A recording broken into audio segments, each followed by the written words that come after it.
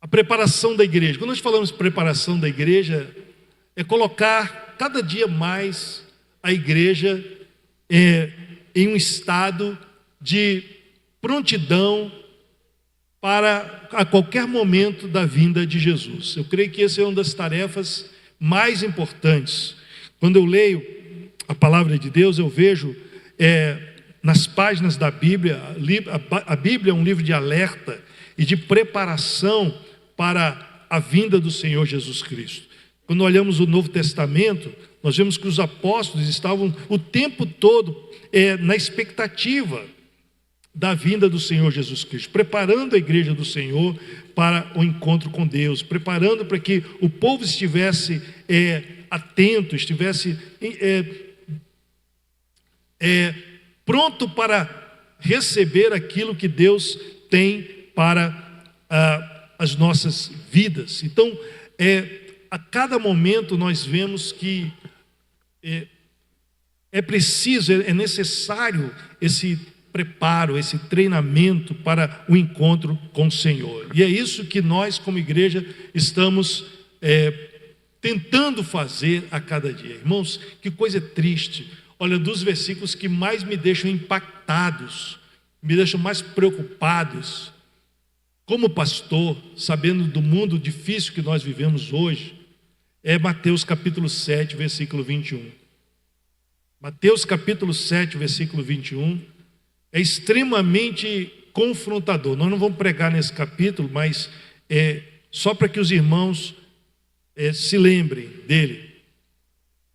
Diz assim: nem todo o que me diz Senhor, Senhor, entrará no reino dos céus, mas aquele que faz a vontade de meu Pai que está nos céus. Nem todos aqueles que dizem ser de Deus, que clamam ao Senhor, a Bíblia diz, nem todos eles entrarão no reino dos céus, mas aquele que faz a vontade de meu Pai que está nos céus. Isso é muito sério, muito sério. E Jesus continua dizendo assim: muitos naquele dia, ou seja, no dia do julgamento, no dia do juízo, a Bíblia diz que muitos naquele dia dirão: Senhor, Senhor, em teu nome não profetizamos, em teu nome não curamos, em teu nome não expulsamos muitos demônios. Então o Senhor lhes dirá abertamente, ou seja, perante todos o Senhor irá dizer, será um testemunho perante todos: não vos conheço, não vos conheço. Ou seja, ele não está se referindo aqui a pessoas que não tiveram experiência com Deus. Ele está se referindo aqui a pessoas que tiveram na igreja, que serviram ao Senhor durante muitos anos, fizeram coisas na igreja. Ele usa a palavra profetizar, ele usa a palavra curar, ele usa a palavra expulsar demônios. Pessoas que eram operosas, pessoas que eram instrumentos, considerados como instrumentos no reino de Deus. No entanto, não tinham dentro do seu coração experimentado uma verdadeira conversão a Cristo. Não eram de Jesus de verdade.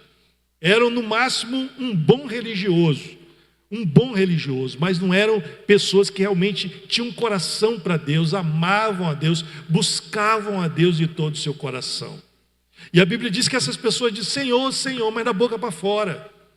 Eles fingem ser de Deus, mas na verdade seu coração está longe de Deus, está separado de Deus. Olha que coisa séria, olha que coisa séria. Porque isso pode atingir qualquer um de nós, desde um pastor, um líder de uma grande denominação, ou a você, a nós que estamos sentados aqui no banco da igreja. Qualquer um de nós podemos ser essa pessoa que diz Senhor, Senhor, mas que não vai entrar no reino dos céus. E veja que preocupação isso causa, como pastores, como servos do Senhor, de preparar o povo de Deus, preparar a igreja do Senhor, para que isso não aconteça contigo. Pelo contrário, quando um dia você estiver perante o trono de Deus, as palavras que você vai ouvir é: vinde, vinde bendito do meu Pai. Recebei por herança o reino que está preparado desde a fundação dos séculos. Amém? Amém, queridos? Porque a salvação, ela é um ato contínuo. Irmãos, lembre disso, a salvação, ela é um ato contínuo. Você é salvo e tem certeza da sua salvação porque você entregou a tua vida para Jesus. Amém? Isso é uma verdade. Mas você também é salvo porque você anda com Jesus. Você vive com Jesus. Não foi apenas aquele ato de um dia ter aceitado Jesus como Senhor e Salvador, mas você anda diariamente com Jesus. Isso nós chamamos na teologia de santificação, processo de santificação. E você também é salvo porque você morre com Jesus. Morreu no último respiro seu, você estava com Jesus. E agora você vai ser glorificado. Amém? Então, esse processo na tua vida precisa ser totalmente cumprido para que a salvação se estabeleça na tua vida. Pastor, mas e uma pessoa que andou com Jesus a vida toda, mas nos momentos finais da sua vida era um ímpio, era um incrédulo, não cria em Deus? É porque nunca foi salvo. Não é que ele perdeu a salvação, é que ele nunca foi salvo, porque ele não completou a carreira, como diz Paulo, nem guardou a fé.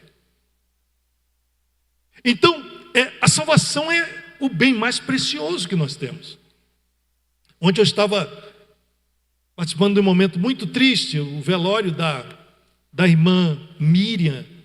Ela é mãe de duas moças maravilhosas, mulheres, mães muito amadas. A irmã Samara, que foi minha secretária há uns anos atrás na igreja. A irmã Sara, que é esposa de um querido também pastor Denilson. E a irmã Miriam veio a falecer, cozinheira.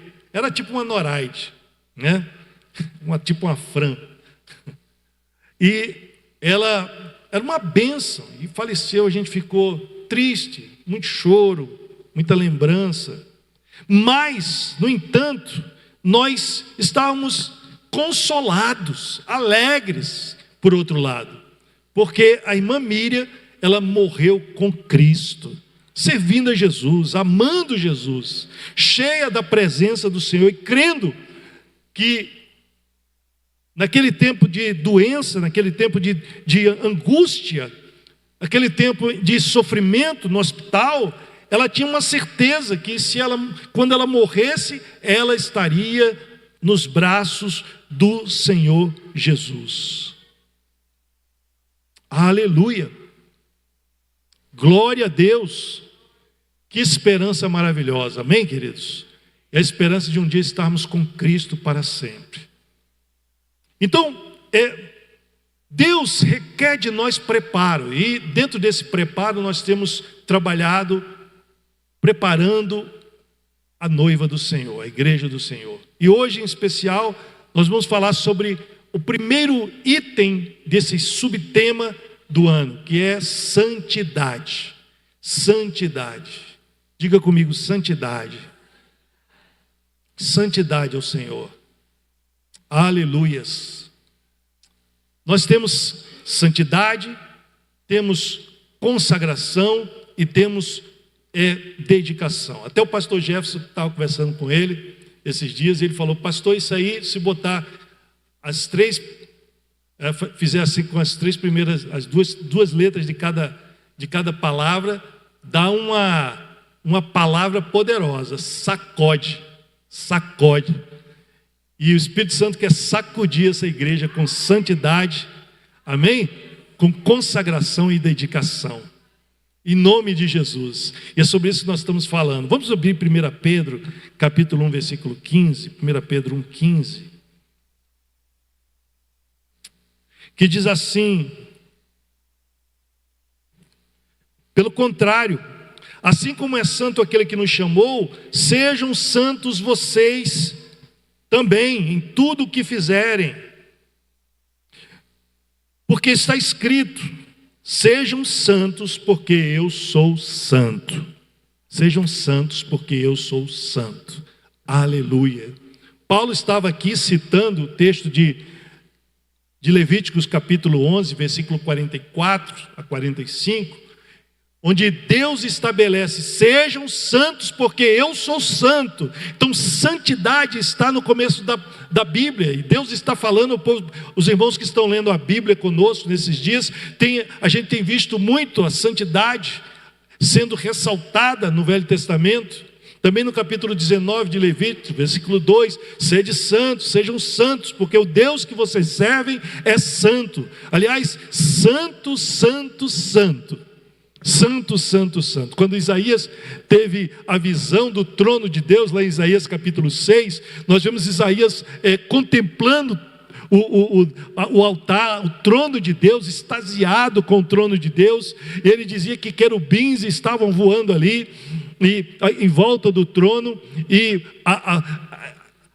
a grandeza daquele momento, daquela visão. Isaías ficou maravilhado com aquela visão, assustado até com aquela visão, e ele diz que ouvia-se uma voz cantando dia e noite: santo, santo, santo é o Senhor dos exércitos, toda a terra está cheia da sua glória. Então santidade tem a ver com Deus. Santidade, ela essencialmente define a nossa nova natureza, a nossa conduta cristã, em contraste com o estilo antigo de vida que nós temos. Hoje nós queremos buscar santidade para a nossa vida. Antes de sermos salvos, nós nos contentávamos com o pecado, de viver em pecado, viver uma vida dupla, né? Uma hora com o Senhor, uma hora sem Deus. Mas agora nós queremos viver com Deus, queremos viver em santidade na presença do Senhor. E a razão por que nós praticamos essa maneira santa de viver é que nós somos cristãos, queremos ser um com Deus, e queremos amar a Deus e a sua palavra, reverenciar a sua palavra, queremos ter conexão constante com o Senhor.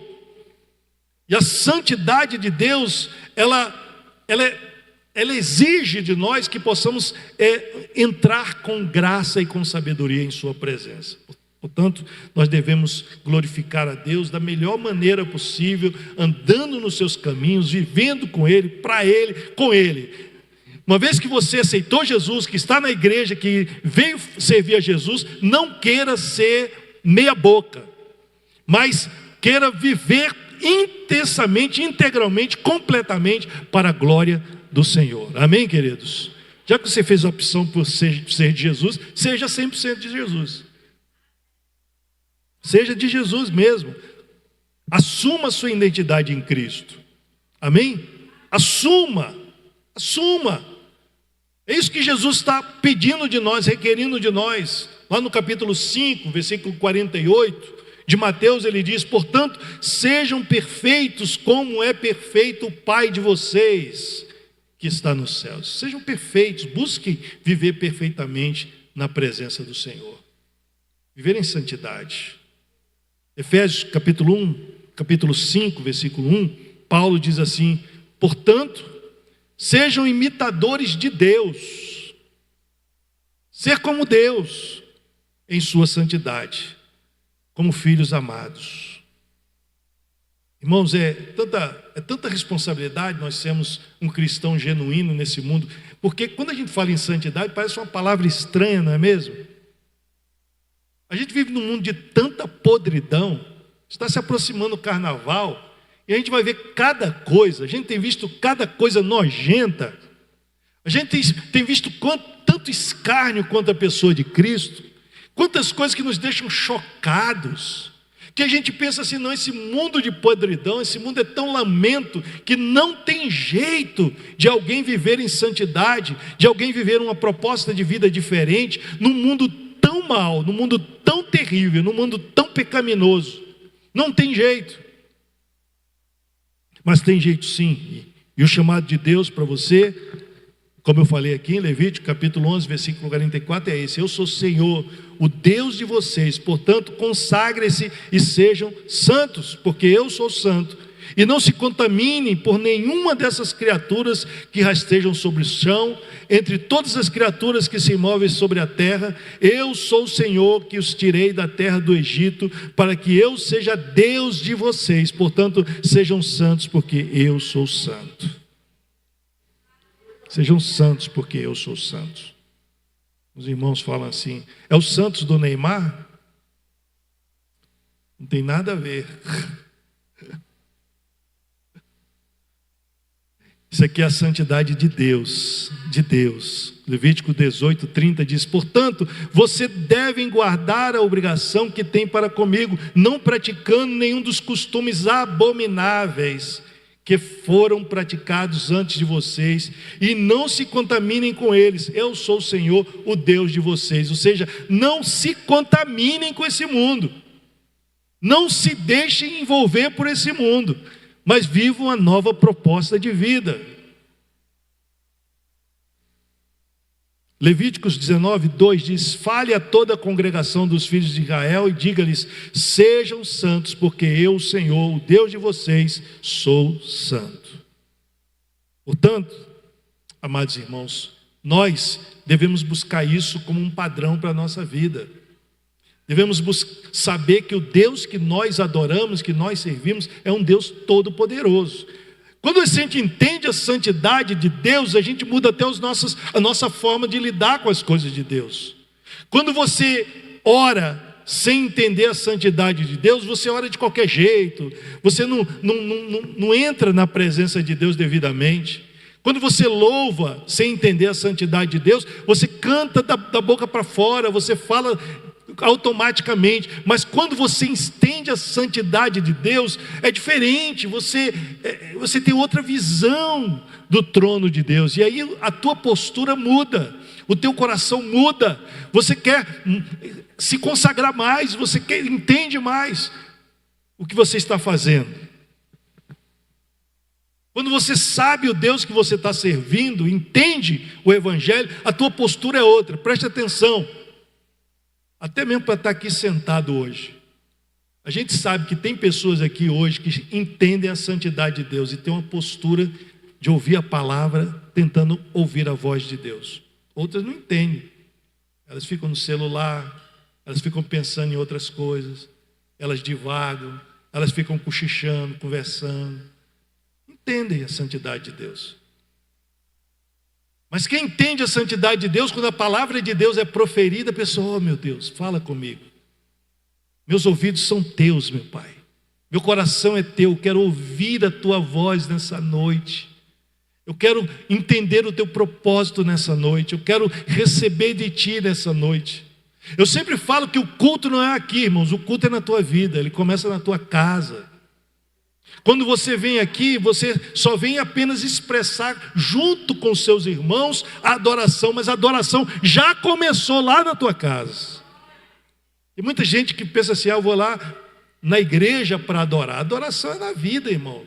Se você não consegue adorar na tua vida, dificilmente você vai ter uma postura cristã em outros lugares. Porque não existe diferença, não existe dicotomia. Nós somos apenas uma pessoa e somos um crente só. Em todo lugar onde você vai, você é o mesmo crente que serve ao mesmo Deus em espírito e em verdade. Quando nós entendemos a santidade de Deus, tudo muda. Tudo muda. Nosso entendimento do Senhor, tudo muda. Em Levíticos capítulo 20, versículo 7, Deus diz ainda: portanto, santifiquem-se e sejam santos, pois eu, Senhor, o Deus de vocês, sou santo. No Velho Testamento nós vemos a santidade de Deus sendo realçada em diversos momentos. No Velho Testamento era assim. Muitos irmãos que estão lendo a Bíblia, como eu falei, estão achando assim um pouco pesada a mão de Deus, né? Quando se trata de santidade. Alguns irmãos falam: poxa, mas Deus pegava pesado com quem não entendia santidade, né? É o caso de Nadab e Abiú, lá em Números capítulo 26, 61. Nadab e Abiú morreram porque levaram diante do Senhor fogo estranho. Fogo estranho.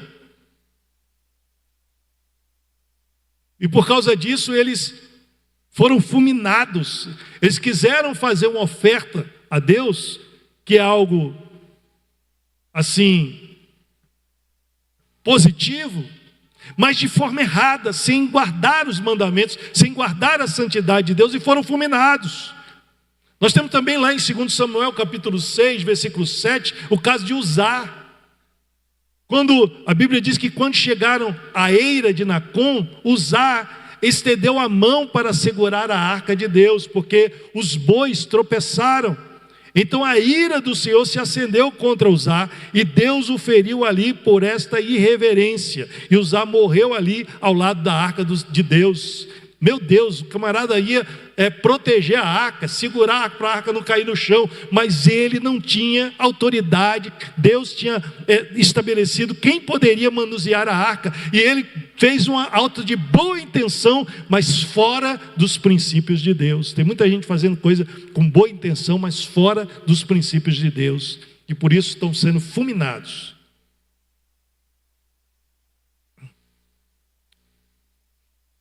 Faz de boa intenção. Ah, mas eu fiz porque... Mas o coração está longe de Deus. O Senhor dedica o capítulo 21 de Levítico só para falar da pureza do sacerdote. Se o sacerdote manuseasse as coisas de Deus de forma indevida, sem pureza, sem santidade, poderiam ser mortos. A Bíblia diz: morrerá, se não souber lidar com as coisas de Deus. Os sacerdotes costumavam entrar, inclusive, com sinos para ministrar no Santo dos Santos ao Senhor, porque se o sino parasse de tocar, eles puxavam com a cordinha que era amarrada para fora do tabernáculo, que o camarada entrou sem santidade na presença do Senhor. Olha, ministros que ministram no altar, uma coisa que nós devemos cuidar na nossa vida é sobre a santidade. Tem muitos ministros que caem, que o diabo pega eles, porque eles sobem no altar sem estar levando uma vida séria com Deus.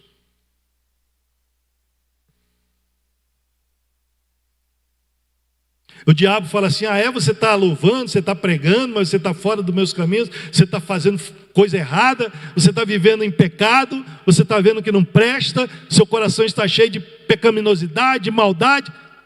Vai brincar com isso. Brinca com isso para você ver. Deus é santo. Ele continua sendo santo.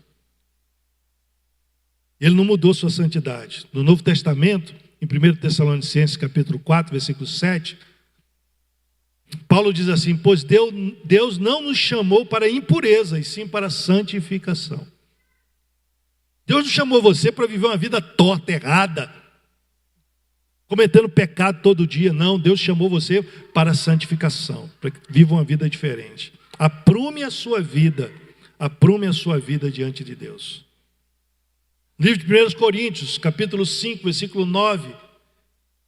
Paulo diz assim: na outra carta já escrevi a vocês que não se associem com os impuros. Refiro-me com isso não propriamente aos impuros desse mundo, aos avarentos, ladrões ou idólatras, pois neste caso vocês teriam de sair do mundo. Mas agora escrevo a vocês que não se associem com alguém que, dizendo-se irmão, for devasso, avarento, idólatra, maldizente, bêbado ou ladrão. Nem mesmo comam com alguém assim.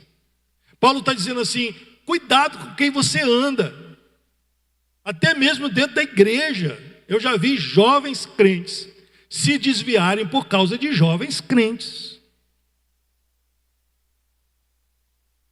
Mais companhias. Tem pessoas que estão na igreja, mas você tem que tomar cuidado, porque ainda não nasceram de novo, ainda não se converteram.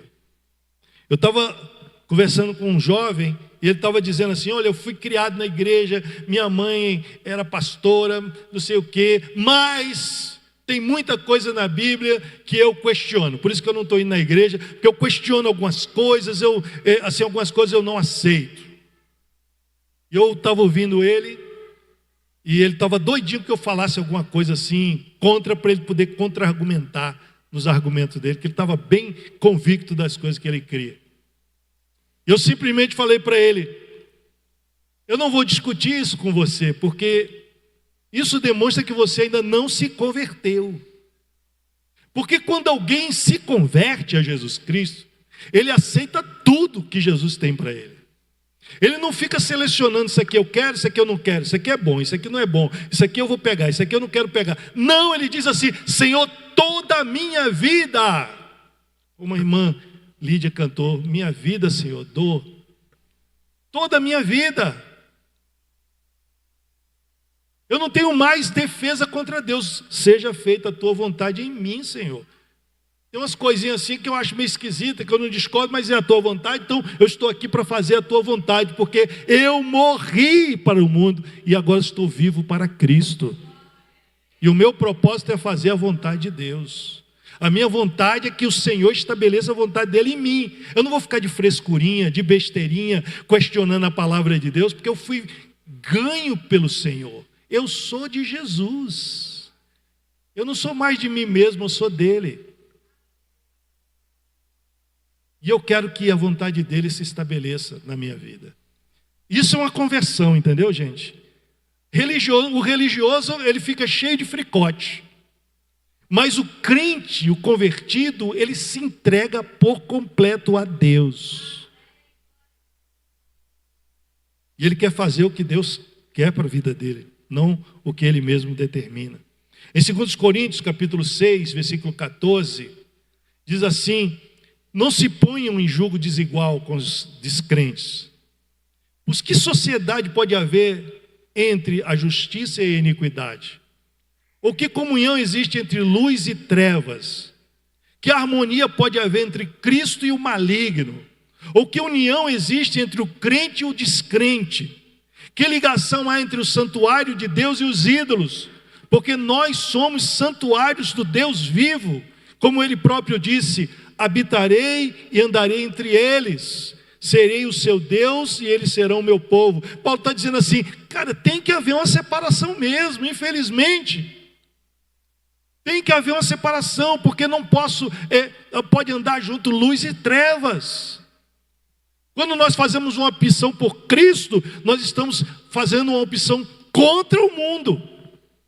Isso não quer dizer que você vai viver isolado do mundo, numa montanha ou num monastério. Não, significa que você agora tem novas convicções, novas companhias, nova maneira de pensar. Você não é do boteco, você não é da balada, você não é da droga, você não é da bebida, você é da igreja, você ama a célula, você ama os cultos de oração, você ama estar em comunhão com a igreja do Senhor, porque você tem outras companhias agora, porque a Bíblia diz que quem está em Cristo é nova criatura. As coisas velhas já passaram, tudo se fez novo. Ah, mas eu ainda gosto, pastor, de uma baladinha. Então, porque você ainda não se converteu, você é do mundo ainda. Bom proveito. Mete bronca. Mas fique sabendo que isso não é o propósito de Deus para você. O propósito de Deus para você é que você viva no meio do corpo de Cristo, se alegrando na presença de Deus, estimulando os teus irmãos na fé. Amém? Amém, queridos? Aleluias! A palavra de Deus traz uma promessa maravilhosa: habitarei e andarei entre eles, serei o seu Deus e eles serão o meu povo. Lá em Levíticos 26, 12. Lá no capítulo 17, de Isaías 52, 11, diz assim: saiam do meio deles, separem-se deles, não toquem coisa impura e eu os receberei. Santidade. Em Tiago, capítulo 1, versículo 21, o Senhor diz: portanto, deixando toda impureza e o acúmulo de maldade, acolham com mansidão a palavra implantada em vocês, a qual é poderosa para salvá-los. Sejam praticantes da palavra e não somente ouvintes, enganando a vocês mesmos. É interessante que há uma diferença entre praticantes da palavra e ouvintes da palavra. O ouvinte, ele só ouve a palavra, mas ela não faz efeito nenhum em sua vida. Mas o praticante, ele procura colocar na vida dele, associar a vida dele às coisas de Deus. Ele quer viver na presença de Deus. O praticante, ele não quer só viver na teoria, ele quer viver na prática. Vocês estão entendendo isso? O praticante, uma pessoa que tem a teoria, ele sabe que Deus é amor e que manda perdoar. Mas o praticante, quando leva uma fechada no trânsito, ele lembra da palavra de Deus e diz: vai em paz, está perdoado, em nome de Jesus. Eu não vou me aborrecer com isso. O praticante, quando é xingado, ele diz: glória a Deus, que você é uma bênção. Mas você é isso, e você é uma bênção. O praticante, quando é ofendido, ele entrega nas mãos de Deus. Ele sabe que o Senhor Deus é o seu vingador. O praticante, ao invés de querer se vingar, ele sabe que a vingança pertence a Deus.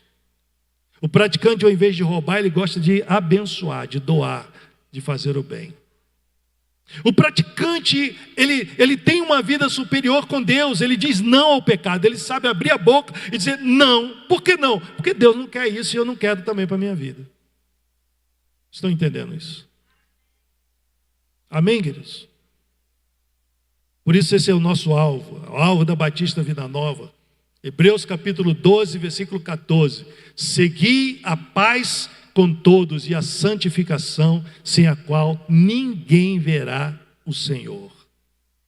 A Bíblia é um livro de santidade. Na Bíblia, a santidade é um atributo de Deus e é um objetivo de Deus para todos os seres humanos. Significa viver de forma a andar com Deus, a se aproximar de Deus, se separando do mundo, do pecado e dedicando-se ao Senhor de todo o seu coração. Eu não vou mentir para vocês, eu quero que vocês sejam todos santos. Vocês vivem em santidade, vivam na presença de Deus. Vocês vivam cheios da graça e da pureza de Deus. Porque eu quero isso para a minha vida também. Eu quero isso para mim. Tem muito pastor, muito líder, está cheio de pecado, carregado de pecado, ensinando os outros. Eu não quero ser um hipócrita. Eu quero praticar isso na minha vida. Eu quero que Deus me dê a bênção de ser santo em tudo. Viver em santidade. Todos nós, isso é um exercício diário, constante, viver em santidade, dizer não para o mundo, dizer sim para Deus. Como diz aquela música, né? Mas eu escolho Deus, eu escolho ser amigo de Deus, eu escolho Cristo todo dia, já morri para a vida, agora eu vivo a vida de Deus. Amém? E ele fala assim, mas todo dia o pecado vem, chama, todo dia as prostas vêm, me chamam, todo dia vêm as tentações, me chamam, todo dia o pecado vem, mas eu escolho ser amigo eu escolho Cristo todo dia, já morri para minha vida, agora eu vivo. Essa música é tremenda, né? Música é tremenda. E santidade na Bíblia é um dom de Deus. Paulo orou pelos Tessalonicenses, dizendo, o mesmo Deus de paz os santifique em tudo, e que o espírito e alma e corpo de vocês sejam conservados íntegros e irrepreensíveis. Quando? Na vinda do nosso Senhor Jesus Cristo. Amém? Que oração que Paulo faz pelos Tessalônicos. Que vocês sejam encontrados, espírito, alma e corpo, íntegros, para a vinda do Senhor Jesus. Santidade é viver uma forma que assemelha-se a Deus. 1 Pedro 1,15 diz, mas como é santo aquele que vos chamou, sede vocês também santos em toda a vossa maneira de viver. Se assemelhe a Deus, busque ser como Deus, busque ser como o Senhor a cada dia. Uma vida de dedicação total a Deus, separando-se do pecado e vivendo para Cristo. Portanto, Hebreus 12:1, portanto, nós também, pois que estamos rodeados de uma grande nuvem de testemunhas, deixemos todo o embaraço e o pecado que tão de perto nos rodeia e corramos com paciência a carreira que nos está proposta. Sejam santos. Mas como uma pessoa pode ser santa? Em primeiro lugar, irmãos, você precisa crer que o Senhor pode te fazer santo. Não importa o que você foi no passado, o que você fez no passado. Eu estava pregando lá no Rio de Janeiro e no final as pessoas queriam receber oração e eu comecei a orar pelas pessoas e veio uma jovem senhora e ela disse assim, pastor, ora por mim. E quando eu fui orar por ela, ela falou assim, pastor, eu não creio que Deus pode me perdoar. E eu olhei para ela assustado e falei, por que você crê que Deus não pode, você não crê que Deus pode perdoar? E ela disse, porque o que eu fiz foi muito ruim, foi muito grave, foi muito terrível.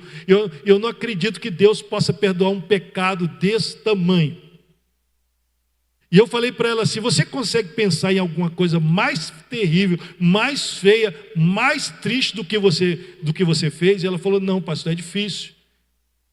E eu falei, tenta pensar em alguma coisa pior. E ela parou um minuto assim, tá, eu pensei em alguma coisa que é pior do que eu fiz. E eu falei assim, até isso que é pior do que você fez, Deus perdoa. Que a Bíblia diz que Ele é rico em misericórdia. As misericórdias do Senhor são a causa de não sermos consumidos, porque as suas misericórdias não têm fim, renovam-se a cada manhã. A Bíblia diz que não é pecado nem culpa maior do que o amor de Deus.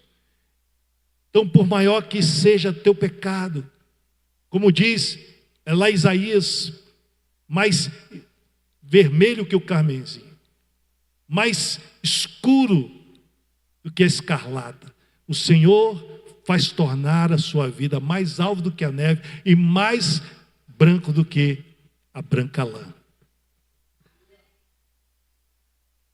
Amém? O Senhor concede santidade a quem pede e a quem busca. 1 João capítulo 1, versículo 7. Se andarmos na luz como Ele está na luz, mantemos comunhão uns com os outros, e o sangue de Jesus, o Filho, seu Filho, nos purifica de todo o pecado. Quanto pecado? Todo. Nos purifica de todo o pecado, nos dá nova vida, vida abundante. Então, para se tornar santo, é preciso crer que Jesus te faz santo. Amém? Que o Senhor purifica você, que o Senhor te dá nova vida, que o Senhor renova você, restaura você. Você precisa crer nisso, que o Senhor te faz santo. Em segundo lugar, para ser santo, eu preciso saber que aquele sacrifício de Jesus na cruz foi pela nossa libertação, e ele é válido, porque se você não crer, você está invalidando a obra de Jesus na cruz do Calvário. Então, se você crê que Jesus morreu pelos teus pecados, então crê que Deus pode fazer de você santo. Amém? Todo mal foi quebrado, toda obra do inferno foi desfeita na tua vida, e agora você é nova criatura em Cristo Jesus. Aleluia! Em terceiro lugar, você se torna santo quando você acredita, mas também se dedica, age para se tornar santo. Uma vez o meu discipulador, muitos anos atrás, eu era garoto, e ele me botou para decorar salmos. E o texto era: decorei e esqueci. Cria em mim, ó Deus, um coração puro, e renova em mim um espírito reto. Cria em mim um coração puro e renova em mim um espírito reto. E eu aprendi desde aquela época que você pode gerar santidade no teu coração através da oração. Você pode gerar santidade. Senhor, me faz santo. Deus, me faz santo. Cria em mim um coração puro, Senhor. Tira as imagens. Tem pessoas, por exemplo, que já tiveram muitas exposições a cenas de pornografia. E as cenas de pornografia estão infestadas na cabeça dele. Onde ele vai, ele não consegue se desvencilhar daquelas imagens malignas de pornografia. Ele não consegue, até quando ele está falando com Deus, até quando ele está lendo a Bíblia, ele não consegue. E eu tenho um remédio para você. Comece a orar: Senhor, cria em mim um coração puro. Tira essas imagens e coloca pureza na minha mente, Senhor. E o Senhor vai limpar a tua mente, para que você não fique com essas imagens nojentas, podres na sua cabeça. Senhor, purifica o meu corpo, para que eu não use meu corpo para prostituição, para desagradar a Ti. Santifica, Senhor, meu corpo. Não importa o que aconteceu no passado, para que o meu corpo foi usado no passado, mas agora, Senhor, eu entendi que o Senhor purifica, que o Senhor santifica, que o Senhor me faz diferente. Então, Senhor, faça essa obra no meu corpo. Santifica o meu corpo. Eu tenho um testemunho de uma irmã que ela veio da prostituição e ela clamou tanto a Deus: Senhor, eu quero santidade, eu quero ser uma nova pessoa, e começou a clamar. E quando ela casou-se, ela descobriu que Deus tinha renovado a virgindade dela.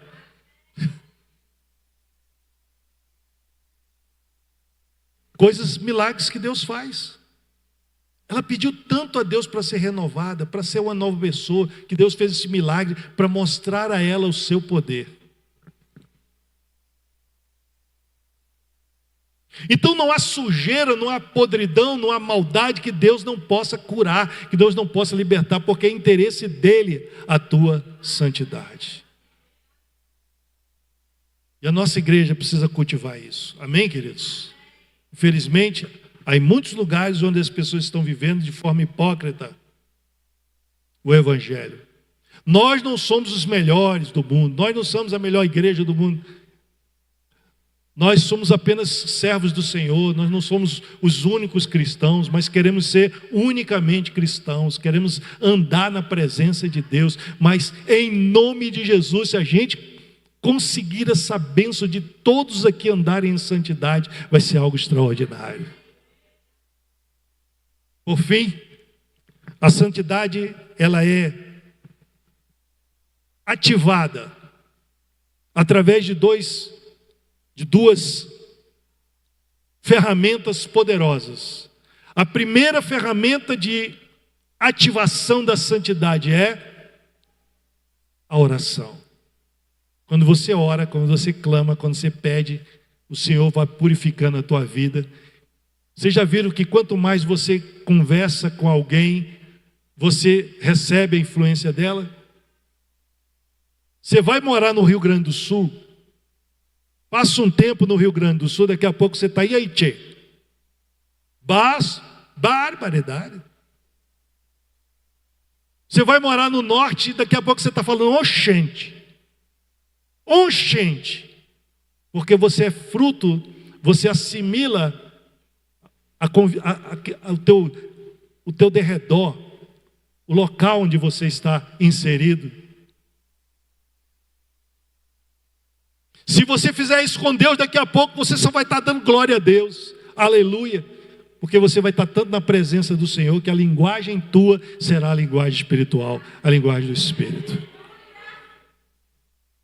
Você vai ser contagiado pela glória de Deus, de tal forma que você vai ver que há mudanças na tua vida, até mesmo na tua forma de falar, você está mudando, tua forma de pensar, de agir.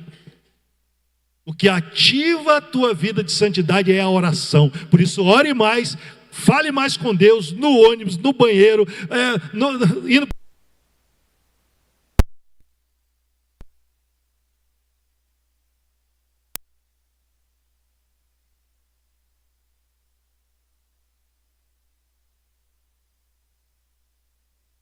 Aleluia, aleluia. A segunda coisa que ativa a santidade em você é a palavra de Deus. Jesus falou lá em João, capítulo 15, que nós somos limpos, os discípulos estavam sendo limpos pela palavra. Pela palavra, a palavra purifica, formata você. Paulo diz assim: não vos conformeis com esse mundo, mas transformai-vos pela renovação do vosso entendimento, para que experimenteis qual seja a boa, agradável e perfeita vontade de Deus. E o entendimento só é transformado pela palavra. A palavra formata você. Quando você começa a ler, a se deliciar, a amar a palavra de Deus, a palavra de Deus te santifica. A palavra de Deus te transforma. A palavra de Deus te abençoa. A palavra de Deus te enriquece. A palavra de Deus faz com que você tenha ferramentas para lutar contra o mal. A palavra de Deus é viva, é poderosa, é eficaz. Ela muda você. Eu duvido se você começar a ler a palavra de Deus com frequência, se você não vai mudar, se os teus pensamentos não vão mudar, se a tua forma de agir não vai mudar, porque a palavra transforma o coração das pessoas. Essas duas coisas, oração e palavra, levam à santificação. Não pense que a santificação vai vir assim: ó Senhor, eu quero ser santo, vou dormir agora, manda uma luz agora vir em cima de mim. E vem aquela luz como se estivesse fazendo bronzeamento artificial. E você sai do bronzeamento: oh, já sou santo, olha, fiquei queimadinho da glória de Deus. Estou queimadinho. Isso não acontece. É uma busca diária, onde Deus vai trabalhando no teu coração, na tua vida.